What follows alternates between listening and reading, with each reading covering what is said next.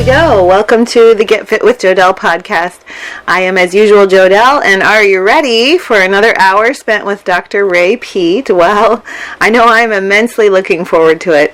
If you haven't heard of Dr. Peat, I would encourage you to go directly to his website right now, and that is raypeat.com, RAYPEAT.com. And look at the plethora of articles and information he regularly puts out to educate us all on proper nutrition and proper hormone and thyroid balance. He's been doing this longer than most of us have been alive, so it's somebody you can really trust. And I consider Dr. Peat, I consider you one of my mentors, and I'm so pleased to continue to learn from you. So I know you guys will be pleased too. And if you want more of Dr. Peat, I also encourage you to order his newsletter. Highly, highly informative and information directly from him that he puts a lot of effort into, and he puts it out nowhere else on the interwebs of the world. So to get that, you can use PayPal and send $28 for an emailed copy of his printable newsletter. And you send that to the email address raypeatsnewsletter@gmail.com. And so, without further ado, Dr. Peat, welcome to the podcast once again. How are you? And I must ask you, being in Oregon, did you fare okay from all the fires that are going on still? Yes, we're okay now. The sky is a little bit smoky, but the worst of the concentrated smoke, where it was really dangerous to go outside and do any activity. It finally got me to wear a mask when I had to go outside. Yeah. Put on an N95 mask, but like for the virus particles, the most dangerous particles of this kind of smoke are small, as small as the virus or even smaller, and so it goes right through even an N95 mask. Wow. So yeah, the mask actually doesn't serve a purpose much in either case, huh? Yeah, in the case of the smoke, it takes out the biggest particles, but they aren't the most deadly. Okay. Well, I'm glad you're well, and I appreciate your time again. So we have so many great questions this time. Let's dive right in. And I wanted to make mention of this first one because it is something that I myself have dealt with, so I can empathize with this listener. Jessica wrote in and asked, Dr. Peat, what would you suggest for a toxic mold healing protocol? I've tried all the binders, the fungus-free and mold-free diets, and the herbal supplements to help my ailing liver and thyroid.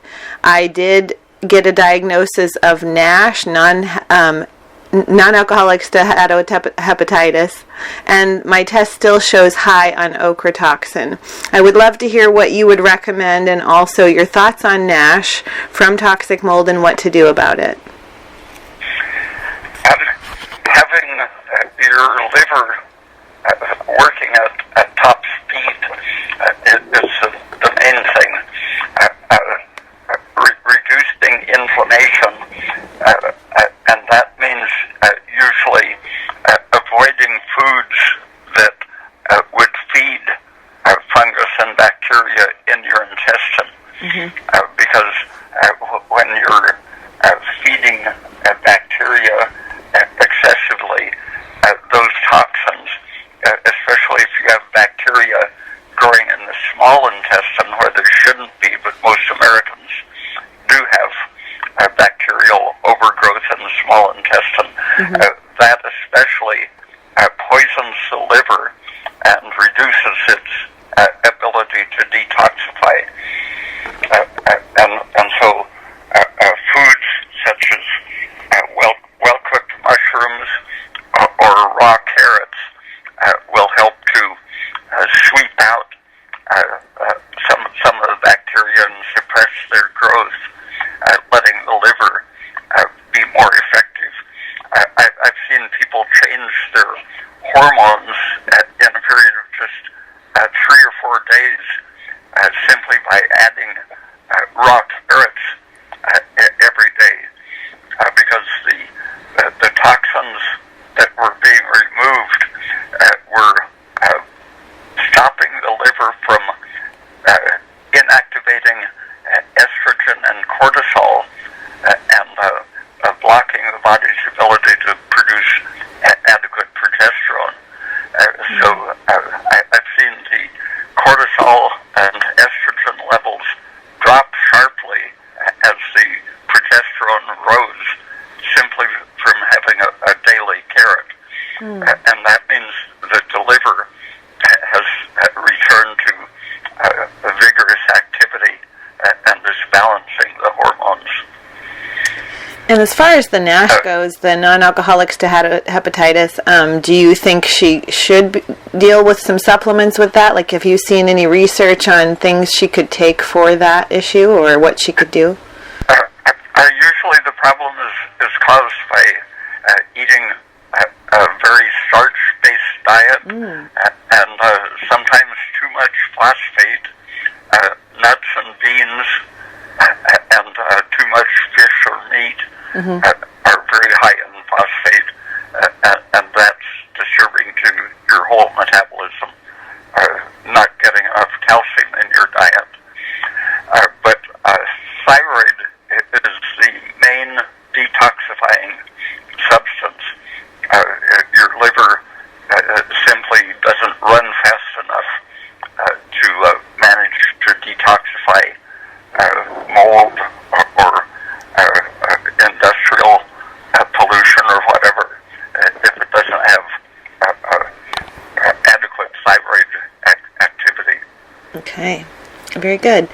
Okay, Raj Singh asks, what is Dr. Peat's actionable advice for a 25-year-old man with mild gynomastia? I have high prolactin, estradiol, and elevated liver enzymes.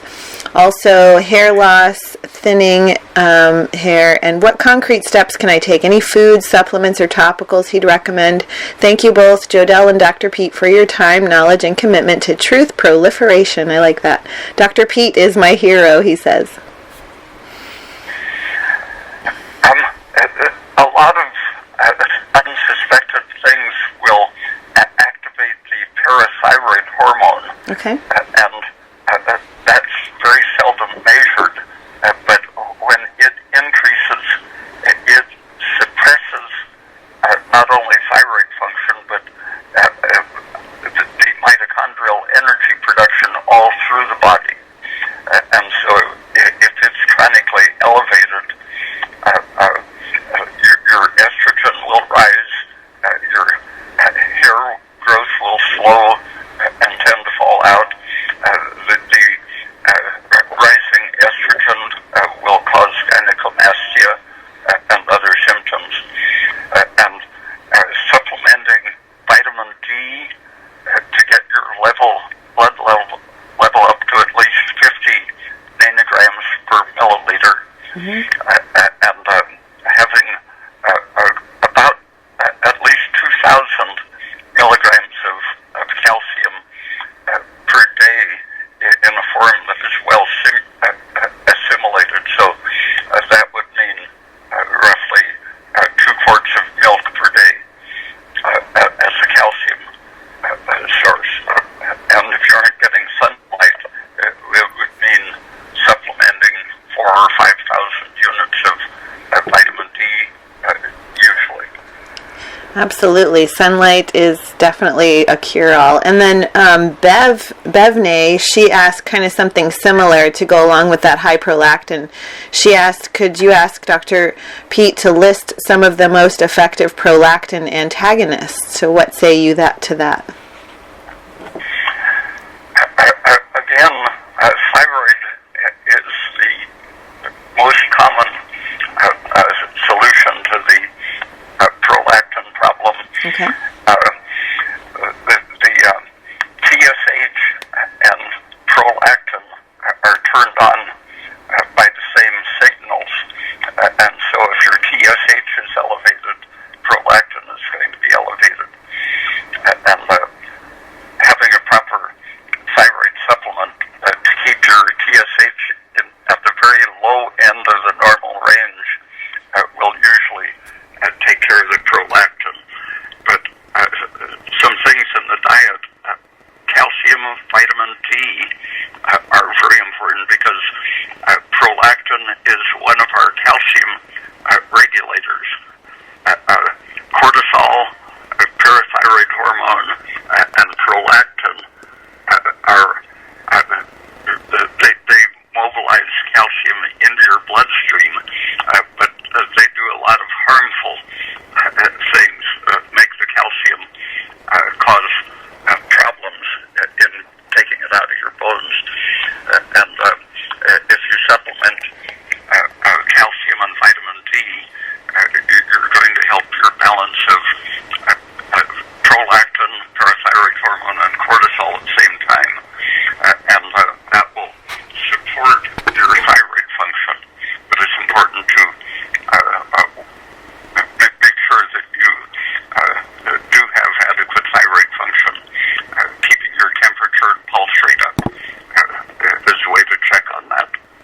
Okay, so good to know about thyroid supplementation is pretty key for prolactin antagonism. So Agnes Finoli asks, what does Dr. Peat think about the rising trend of doing ice-cold showers or cold baths?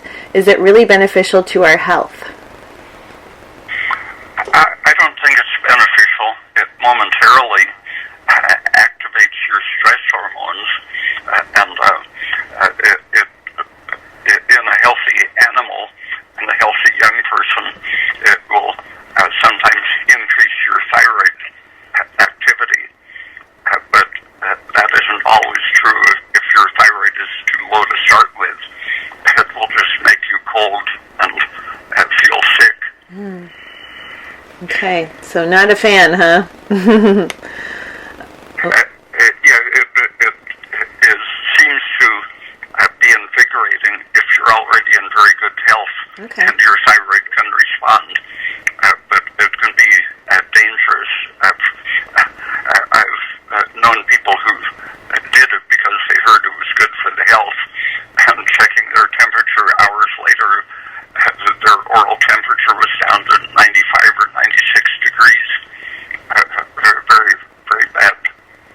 Yeah, so there seems to be a theory that people will do the cold baths and showers to force their thyroid to respond to the cold and heat up faster. Is there any truth to that? Like, will the thyroid respond in that manner?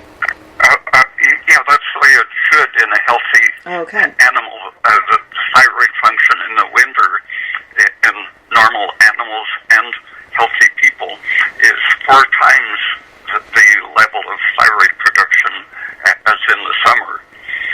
And that's because of all of the changing stimulation, but especially the cold weather. And so you would die if your thyroid didn't undergo those winter increases. And people living indoors without the normal temperature change usually tend to put on weight and get lethargic because their thyroid has failed to increase along with the shortening of the days. And that means that their other hormones that depend on the thyroid are going to have problems. The cortisol will become very high. Serotonin, parathyroid hormone, prolactin, all of the stress hormones tend to increase during the winter if your thyroid isn't increasing as it should. And the reason that happens so typically in humans, but not in animals, is not only that we're staying indoors and not being stressed, but that our diet isn't right for supporting a proper reaction to the stress. Okay, cool to know, because it's definitely a trend out there, but just because something's trendy doesn't mean it's right for every individual. So really they need to be in a good metabolic shape before they engage in that. So that's good to know. I Love Sugar is the next person. She or he says, and this is an interesting question, I have continuous intrusive thoughts about recent stressful events when I do things that do not fully capture my attention, like cooking and eating. These thoughts disappear, the intrusive thoughts disappear when I watch movies or TV shows.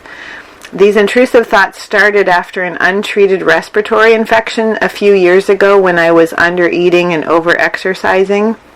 And they say I am supplementing thyroid, but it does not help much because of probably not eating enough. I have trouble eating due to the stress. So the question is, Dr. Peat, what can I do to take care of these thoughts? And an infection or an accident or emotional stress can knock down your thyroid function and lock you into a pattern of low thyroid, high cortisol, and high serotonin stress reactions. And breaking out of that pattern, the diet can do it, but it's important to check on your temperature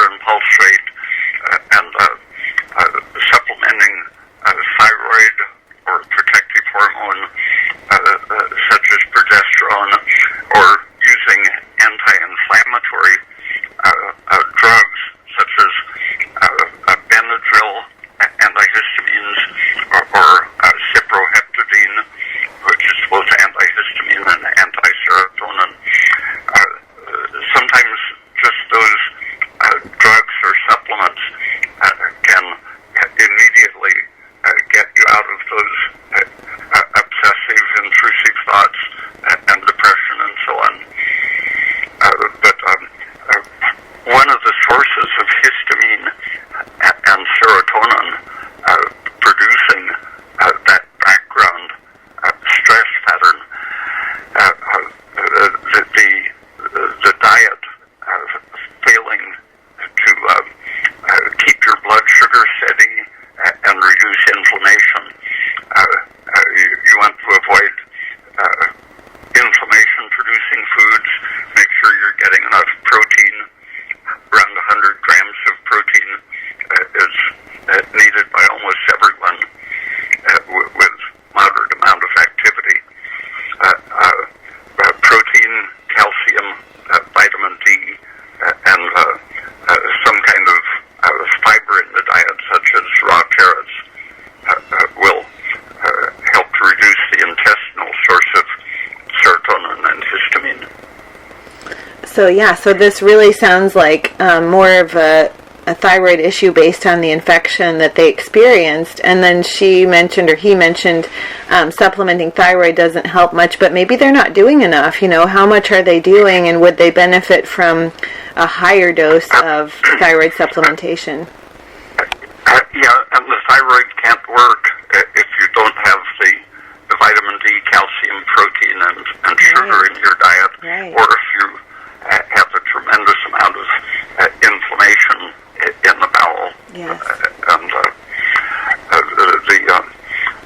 sometimes just a single factor, such as increasing your protein, having some eggs and milk and cheese, or even a huge bowl of ice cream or a big milkshake, something like that can sometimes lower your cortisol enough that your pituitary and thyroid will spontaneously break out of the stress cycle. Okay, so there you go. I love sugar. Since you love sugar, you can have a big bowl of ice cream and sit in the sunshine while you eat it so that you can improve your thyroid naturally too. So that's awesome. This next question is something that I've wanted to ask myself because I have my own opinion on this, but I'd love to hear what you have to say. So Johnny Mojo asks, does Ray think that having a colonoscopy is ever a good idea? Mainstream medicine makes it seem like everyone needs to start having them semi-regularly by the age of 40. The whole process of having one seems like torture. What do you think, Dr. Peat? I looked up the incidence of or the mortality from colon cancer and the number of colonoscopies performed, and they had a positive connection. The countries with where almost no colonoscopies are done have extremely low colon cancer, which it could be that since no one suffers from colon cancer, there's no reason for doing the colonoscopies, but it also suggests that there isn't a great amount of reduction of mortality just from having polyps removed. And I'm convinced that polyps are continually forming and being sloughed off. Mm-hmm. And that if you happen to find them during a colonoscopy, it doesn't mean that you're in the process of getting colon cancer, because I think most of them just harmlessly fall off and are passed out. Mm-hmm. I think I agree. I feel like there's always, precancerous and cancerous things forming in our body, but if we give the body the proper conditions and we weren't just always checking every MRI and every scopic evidence that we can go through, we might just be surprised that they can come and go on their own. So we just have to give the body the proper conditions. Several pathologists have observed that in the autopsies they do on people who die from accidents, for example, or from a bleeding stomach ulcer or whatever, when they do a thorough autopsy, they find that 100% of the people who are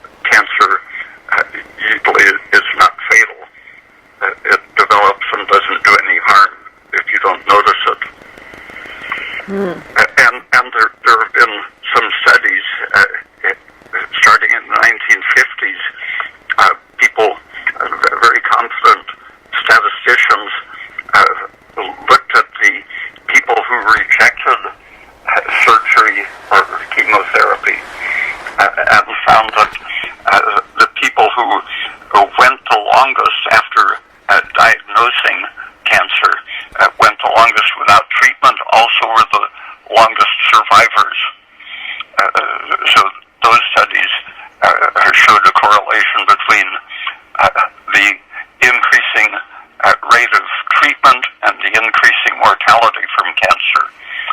And they also showed that the actual mortality from a tumor such as breast cancer had been absolutely steady across the years before there was intensive searching and diagnosing and frequent breast checkups and so on. Absolutely no change in the death rate as the rate of diagnosis tremendously increased, suggesting the at best futility of the treatment. And in the case of prostate cancer, when the PSA test appeared in the 1980s and was accepted as a way to diagnose prostate cancer, the number of treatments, surgery or radiation for prostate cancer, suddenly there was a tremendous increase in the number of medical treatments because of the increased ability to diagnose it. But the death rate from prostate cancer suddenly surged in those same years. And a few years after that happened, a great increase in the number of people dying from prostate cancer, corresponding to how many were being diagnosed. Surveys asking specialists in prostate treatment, asking the men what they would do if they found they had prostate cancer, and the majority of them said they would do nothing, but they were still treating their patients. And at that time, you might remember the popularity of treating prostate cancer with estrogen. Mm-hmm. That was established on the basis of a questionnaire, absolutely no science behind it. But millions of men for 50 years were treated with huge doses of estrogen. I got interested in it because a friend of mine who was seemingly in perfect health had the PSA test led to a diagnosis of cancer. He began treatment. Within a few days, he was very sick with asthma, and then within about 3 weeks, he died of cancer, which hadn't been causing any trouble until he got these huge doses of estrogen. Oh my gosh. Yeah. And it was stopping the estrogen treatment in the 1990s that led to the great decrease of mortality from prostate cancer. Well, and it begs the question, like, years ago, or a century ago, like, we didn't have all the tests that we have now, and it just makes me wonder, like, we have all these tests that are able to diagnose certain things, but is that the reason why there's an increase in all these things, or is it because the fear that is put behind the diagnosis to the individual that causes such a high stress reaction because they've been given a cancer diagnosis or they've been given a diagnosis of some, fatal disease? Like, is it the fear, or is it actually that they've diagnosed it more now than ever? Like the study I mentioned that showed that the longer you avoided treatment, the later you died, indicating that it was the treatment causing premature death. And since they were diagnosing very much cancer 150 years ago, the proportion of people dying of cancer in the population was smaller.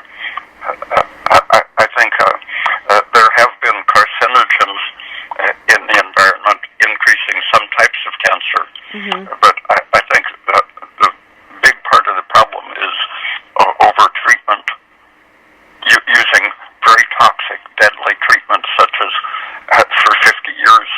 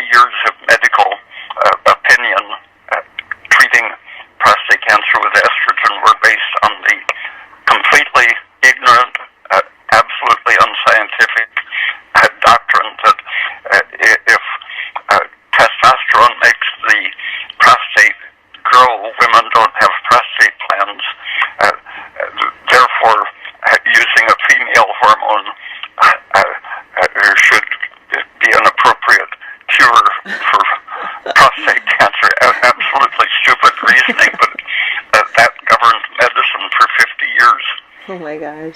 And going back to the diagnosis thing, I saw that firsthand with my own mom. Like, she was given 5 years if she did nothing from her stomach cancer diagnosis. And so she took treatment and died within 1 year. So she actually would have lived longer based on the diagnosis if she'd have done nothing. But yeah, so c'est la vie, right?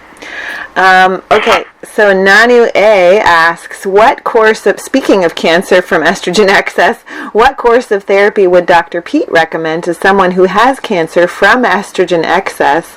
What would he advise? In those situations, estrogen is a basic promoter of inflammatory processes and signals.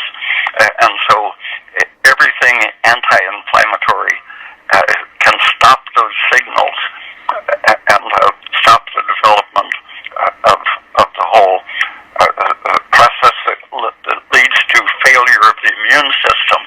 Too much inflammation shifts your immune system from not having cancer to promoting the growth of cancer. The wrong kind of antibodies promoted by estrogen will stimulate cancer growth. They call them blocking antibodies, but it's really just that the body shouldn't be making all of those antibodies. It should be using a different kind of immunity or resistance, which is supported by everything anti-inflammatory, and those things include thyroid and progesterone among the intrinsic substances.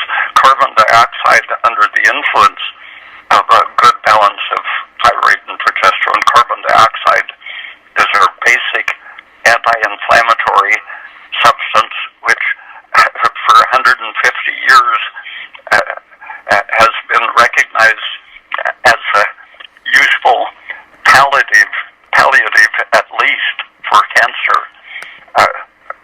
There's a book on the internet that gives a survey of the use of carbon dioxide, breathing, bathing, insufflation, putting a tube into the area of the cancer, introducing carbon dioxide gas, and so on.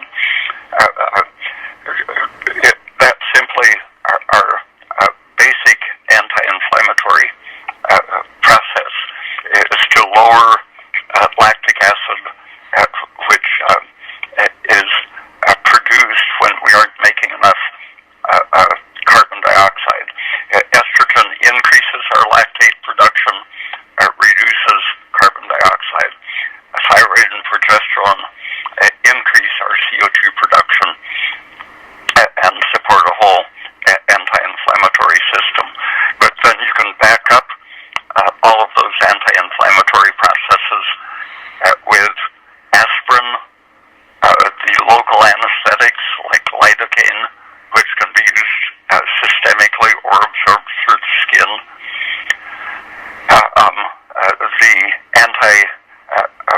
The blockers of angiotensin that are used for blood pressure and now are starting to be used for the lung infections such as the COVID-19. Mm-hmm. Even glucocorticoids, if they're supported by things like progesterone and thyroid, even those can, in some cases, help to reduce the growth of the cancer.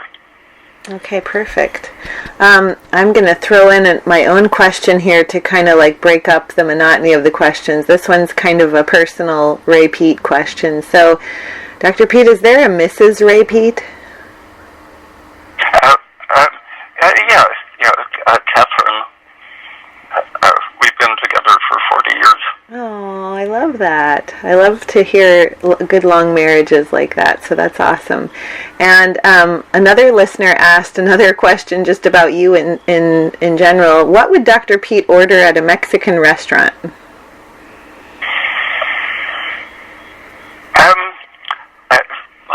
Most often available, usually near a seacoast, it would be sopa de mariscos, a mixed shellfish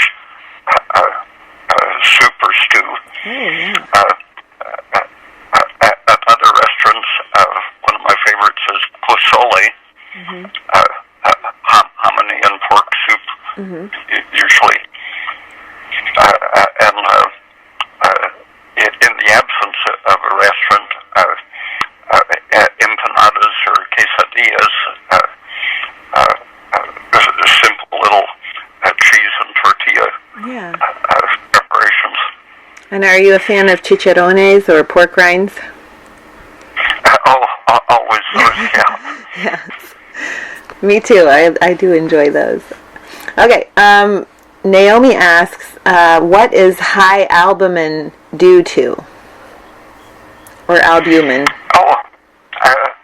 Sometimes it's just evidence of dehydration. If you have done something exerting that makes you sweat and haven't had any fluid for several hours, the water content of your blood will decrease, and that makes everything go up, including the albumin concentration. And estrogen excess by increasing your water content will make the albumin go down, along with other things. Okay. But usually it's good to have albumin up around the 50 level. Yeah. They're starting to say that as low as 38 is acceptable, but I think a person should be in the range of 44 to 50, roughly. Yeah, I agree. Joseph asks, for someone wanting to alter the timing of a woman's cycle, how many milligrams of progesterone daily is enough? And I'm assuming he means like maybe they want to prolong it to wait a certain length of time, or maybe speed it up to alter the timing of it. That varies tremendously. Yeah. The average healthy young person is making probably 30 milligrams a day during the luteal phase. Often much more, sometimes less, but that's a healthy natural number. But if there's a problem, like if your thyroid is low, then it can take a much larger amount. And if your thyroid is good, sometimes just 5 or 10 milligrams can be enough, because progesterone has a positive feedback effect, at least on the ovaries. When you have an ovary in a dish measuring how much progesterone is being produced, and you increase the concentration of progesterone in the solution, the ovary makes progesterone faster. And so I've seen many people who had, for example, one woman, ever since puberty roughly, she was in her late 20s, had strangely pale skin and purple lips, a very progesterone deficient,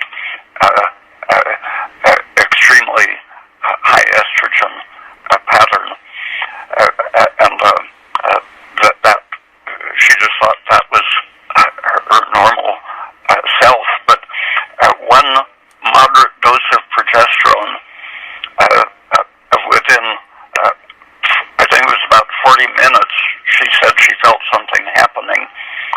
Went home and looked in the mirror, and she said her face looked like it hadn't looked since she was 13 years old. And weeks later, when she saw her parents after a long absence, the first thing they said was, what happened to you? Because she had retained the ability to make progesterone just from that single catalytic dose.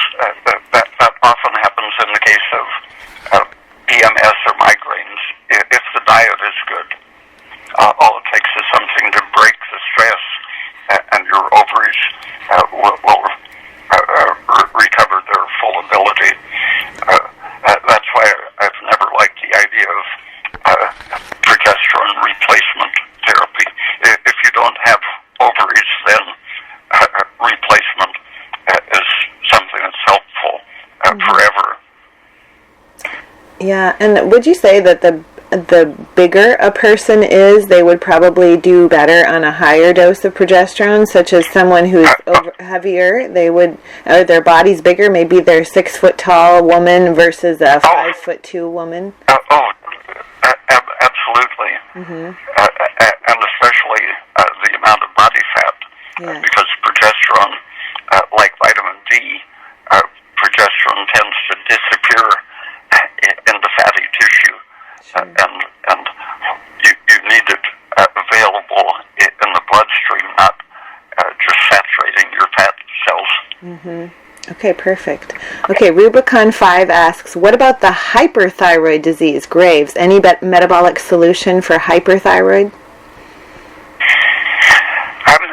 Yeah, the first thing is to make sure that you're actually hyperthyroid, because I've over the last 50 years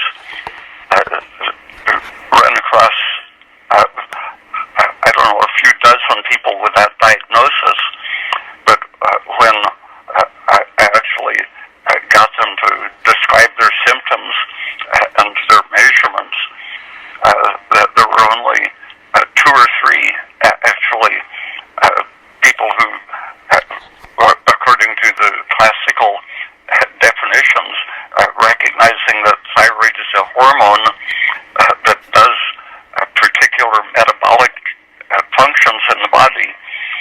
If you don't see those functions operating to an excessively high degree, then you can't properly call it hyperthyroidism. Doctors are diagnosing hyperthyroidism in very unfounded ways. For example, there are many things that can cause TSH to be low. Stress can lower the TSH. Malnutrition can lower it. And so just having low TSH doesn't mean that you have high thyroid activity. Being excitable, tense, having a fast heart rate, those are very common in hypothyroid people, because sometimes the body will produce 30 or 40 times more than the normal amount of adrenaline to keep the body functioning in spite of low thyroid.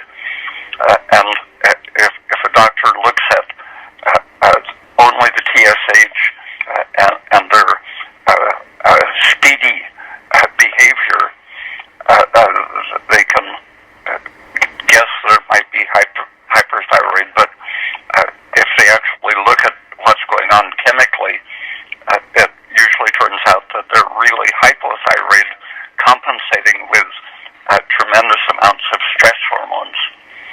So you need to measure at a minimum adrenaline or catecholamines production and cortisol production, and you should look at several other hormones as well, and the temperature pattern. High cortisol can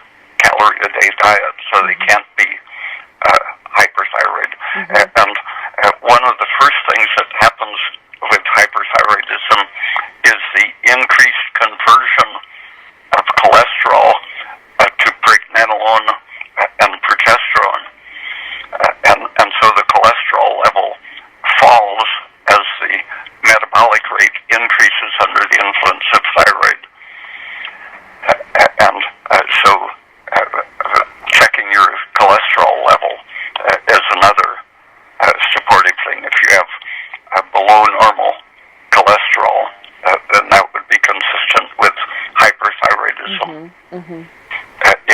If your temperature and food consumption and water consumption, if those are all elevated, then that's really hyperthyroidism.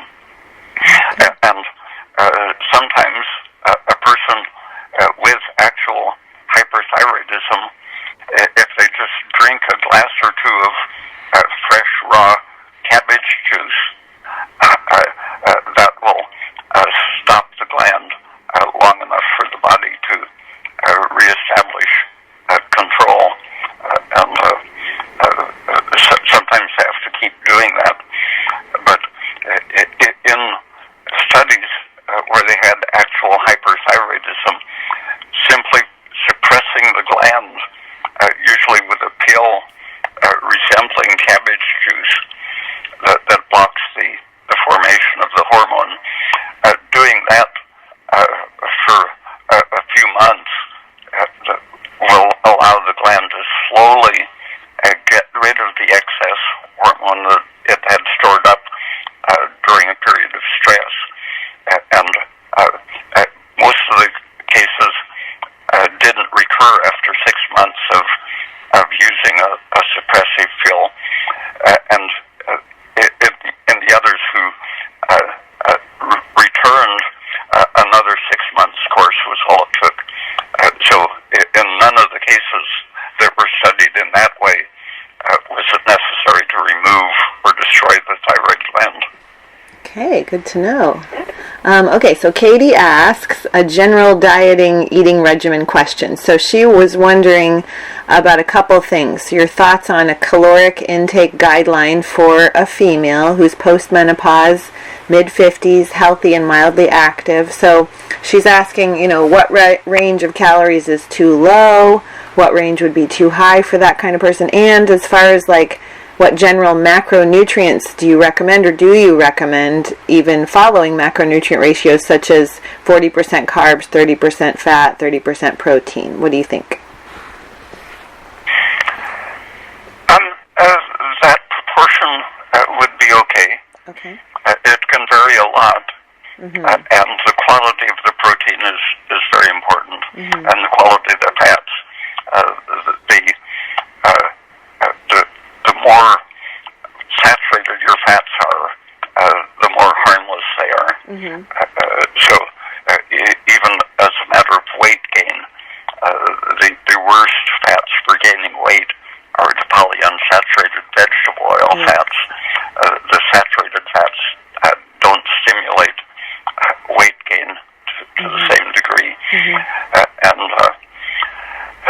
the average-sized person with moderate activity, the calorie need with age decreases because your tissues just don't respond as intensely to thyroid and other hormones.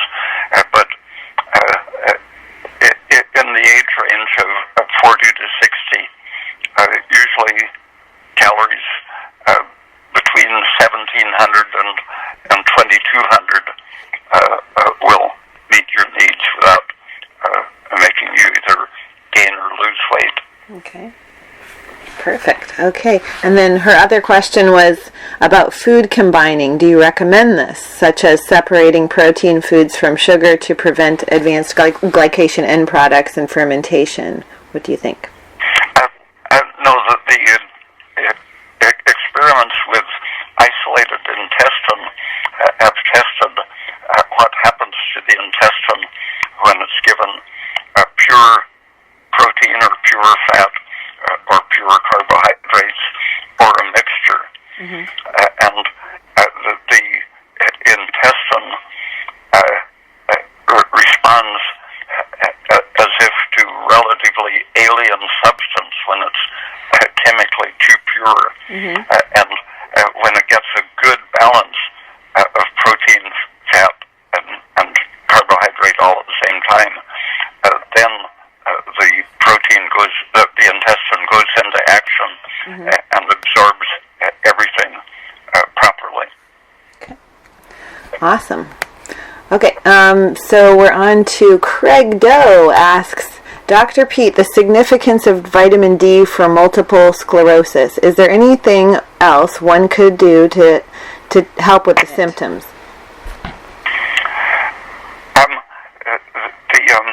Vitamin D, calcium is essential. A high proportion of calcium in your diet, along with the vitamin D, because the problem is inflammation in the brain, and calcium and vitamin D are close to our basic anti-inflammatory systems. Thyroid and the carbon dioxide that it produces are the other main protective things. Several people who told me that they had a diagnosis of MS, when I looked at their diet and their symptoms, a couple of them were simply protein deficient, and eating a big fish dinner, for example, was enough to stop their symptoms. About, I think it was 5 people in a row who told me they had an MS diagnosis were so obviously hypothyroid. When I pointed out their symptoms to them, they recognized it, and when they started taking thyroid instantly, their MS symptoms disappeared, and they discovered it was a mistaken diagnosis. I would agree with that. Okay, Mitchell Lester asks, I have had allergies to dogs and cats and tree nuts and shellfish my entire life. Luckily grew out of an egg allergy. Any recommendation on how to mitigate, overcome these allergies? I've tried antihistamines, elevating blood sugar, and aspirin, which do reduce symptoms, but not completely. Thanks.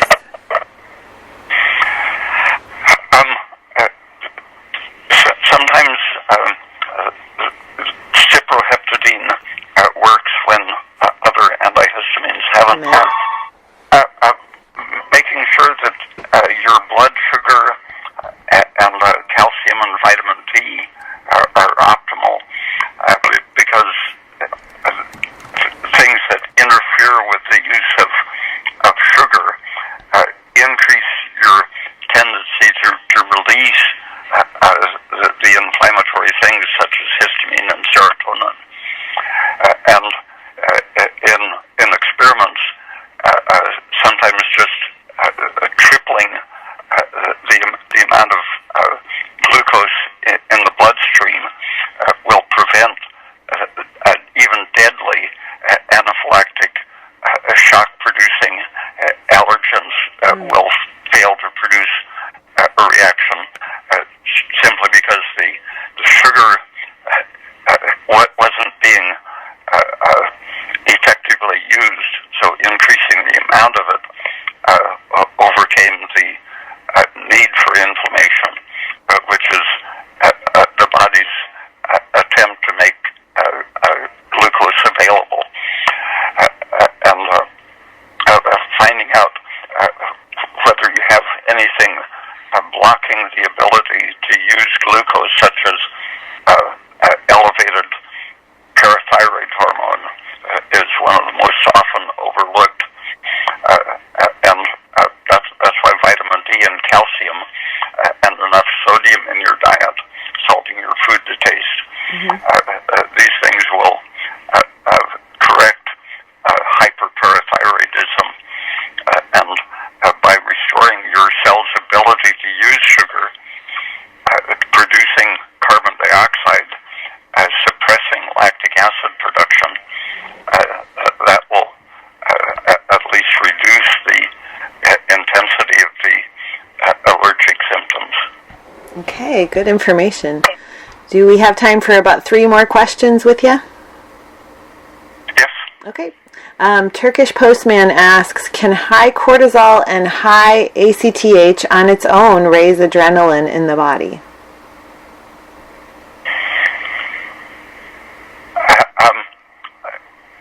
Can high ACTH raise adrenaline? No,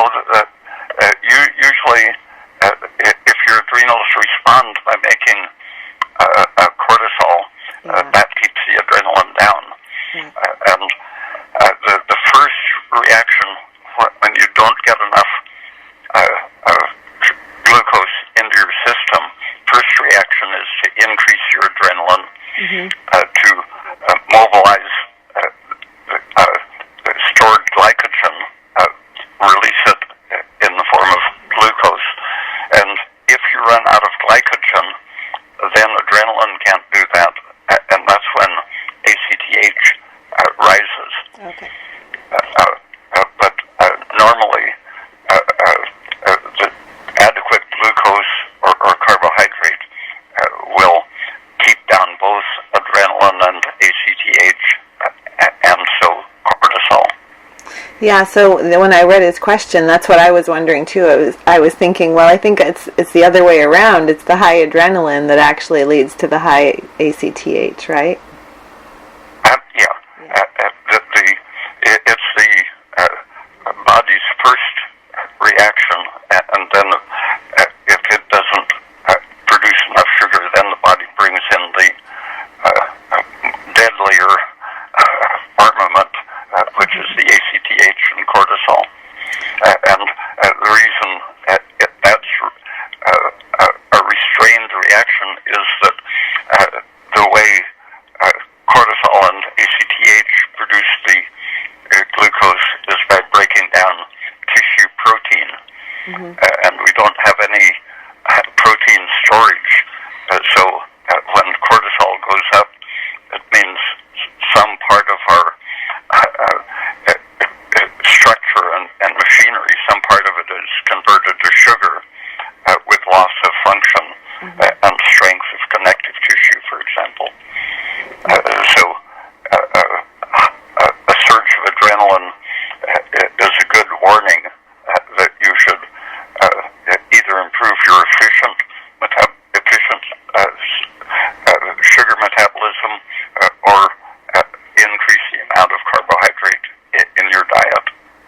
Yes, which goes into the next question from Sven. He asks solutions to chronic sleeplessness other than adequate protein and sugar intake. But really, if someone is waking up a lot or having chronic sleeplessness, that usually is an adrenaline issue where there may just not be enough sugar or glucose in the system, yes? Yeah, not storing enough glycogen in the tissues, and usually thyroid is the limiting factor. Getting the right amount of thyroid increases the rate at which you can synthesize glycogen. And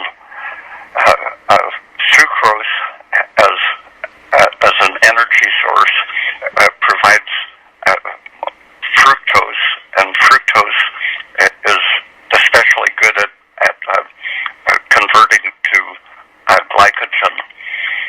So instead of getting all of your carbohydrate in the form of starches, having a lot of it from fruit providing sucrose increases your ability to store glycogen.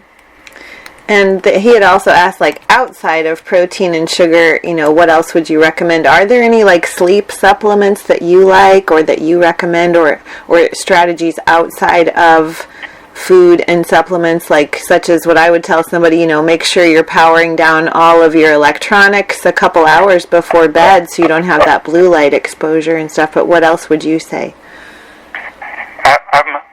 Most often the problem is irritation coming from the intestine, which first it's slightly irritating and poisoning the liver. So it has already, even before you go to bed, that irritation in the intestine is causing your liver not to store enough glycogen. But then when you go to sleep, your irritated intestine is sending danger signals to your brain, tending to increase your adrenaline and wake you up and force you to eat something to get back to sleep. But having a clean intestine is the first most important thing for having good continuous Perfect. And that green salads are one of the most overlooked causes of bowel inflammation. We simply don't have the enzymes needed to digest raw vegetables. Yeah. Spinach or lettuce or any of the popular raw vegetables will necessarily produce inflammation because they're absolutely indigestible. Okay, good. So work on your gut too there, Sven. Okay, Dr. Peat, last question here. Can you suggest a diet that could help rebuild the enamel in some way to prevent the need for extraction? So a diet that rebuilds enamel. No, the enamel can't be rebuilt. It's not in communication. We can rebuild the underlying structure, but the enamel is formed as the tooth is in process of growth. And once it has erupted, there's no communication between our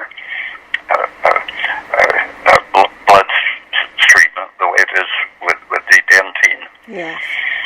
The quality of the saliva is a protective factor. It's hardly been studied.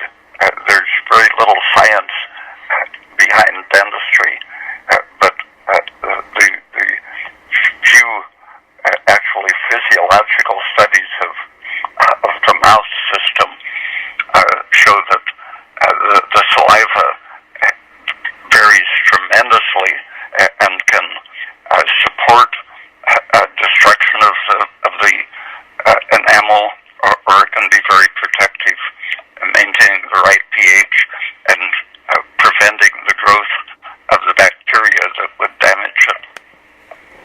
Okay.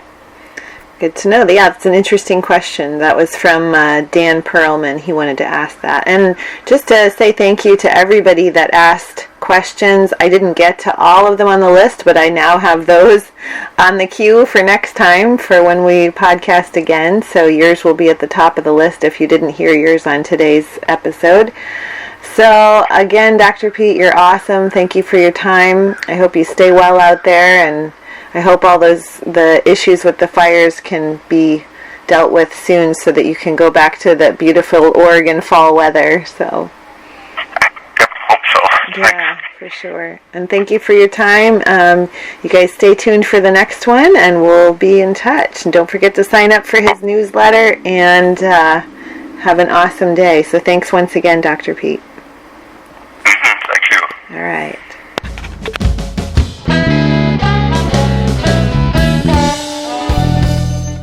Promo code time. You know what? ATP Science products are some of the best supplements on the market to date that I have used personally and recommended to my nutrition clients for years. They were developed by a naturopathic doctor, and he's meticulous about handcrafted ingredients. And these ATP Science products are some of the most effective supplements I have used and seen used with my clients. So I've got a promo code for you for ATP Science. So here's some of my favorite products. The hydrolyzed no-whey collagen protein powder is delectable. The Alpha Prime product helped regulate my hormones after toxic mold exposure. And the CortRx product helped immensely with regulating my cortisol and sleep. So I've got a promo code for you for their website, atpscience.com. You get 10% off site-wide, and they have quite a few amazing products. You're going to use coupon code Jodelle, that's Jodelle, to save 10% today on atpscience.com. Go there right now and get your products.